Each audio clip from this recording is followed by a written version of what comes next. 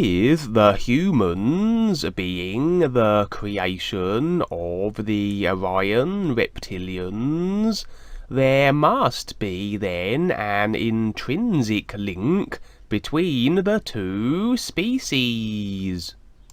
That is correct.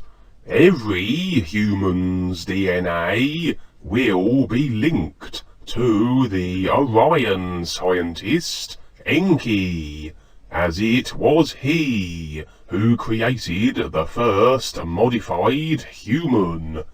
The blood types will stem from the genetic manipulation all those thousands of years ago.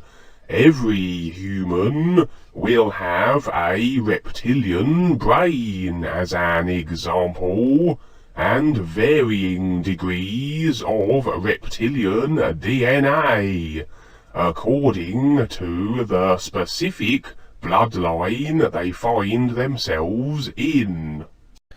It was an insidious project indeed, recreating a species to be for no other purpose than slaves and a food source.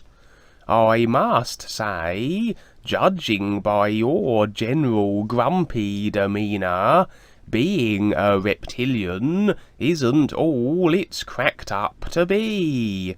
I don't think I've ever seen you crack a smile as an example. I've seen you crack a few humans over the head with various implements, and I assume that isn't a standard intergalactic established greeting. Yes, I do find humans a tiresome breed, but at least I've been whacking them with rolled up newspapers generally, when I feel the urge to do so. What with the Syrian war and the dictates from the Queen, the Orion Reptilians would go down a far more aggressive path of being, bringing technology to bear. That is far more advanced than anything humans can conceive of. Well, I say this, but much of what is possible is portrayed on your television entertainment systems. The movies you see are really documentaries of what is out there and what is possible. I do hate when you strike humans with my newspapers. At least let me read them first before you roll them up and scrunch them. The other day your claws ripped right through the cricket scores. We have been made aware of the reptilians' unprecedented technological prowess, their physical attributes, their tendency to deny cats vital newspaper information by using them for purposes not intended. Anything else we ought be aware of in regards to your species? As I mentioned before, and I trust you have been actually paying attention, we have extraordinary, by human standards anyway, telepathic ability. If I so desired, I could connect with any human I desired on a mental level. In a sense, I'd be speaking in your mind, and I could alter your thought forms. I can install beliefs and notions in the human brain, effectively reprogram it to an extent, and fill it with anything I choose. It's rather amusing, in fact. Your postman the other day, I had him running up and down the streets with his underpants on his head.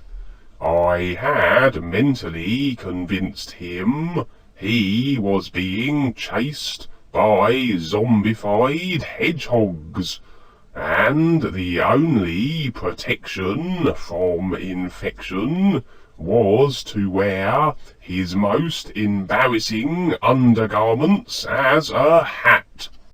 Oh, that's rather amusing. That's the sort of thing a cat might do, if we had the ability. You must teach me this mental trick, Rex. I won't abuse it naturally, or use the skill for my entertainment. But do you think it's possible to get a tailor, say, who refused to make a cat a suit of clothing, to embarrass himself rather publicly, maybe to get him to think he is a squirrel or something?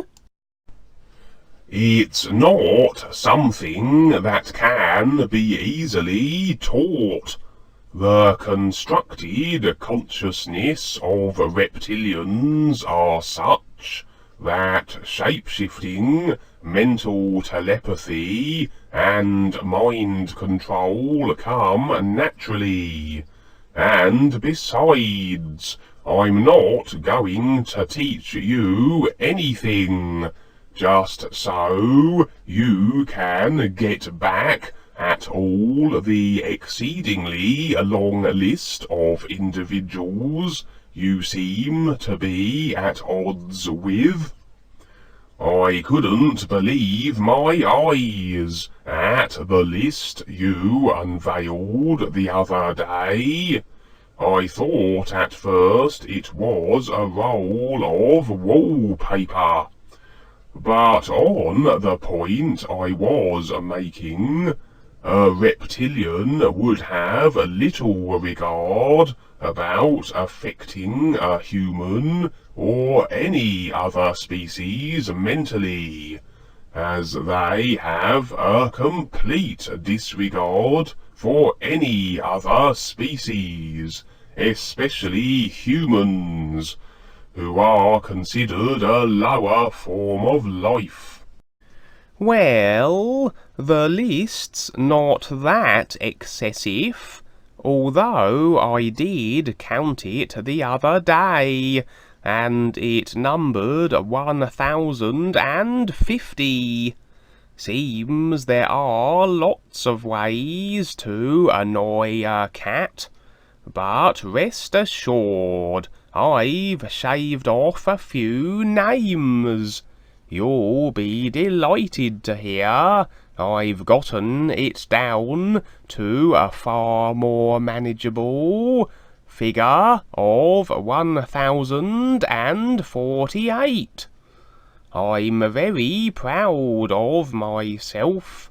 They ought make me an earthly ambassador for outer space negotiations, assuming I don't have to deal with postmen and tailors.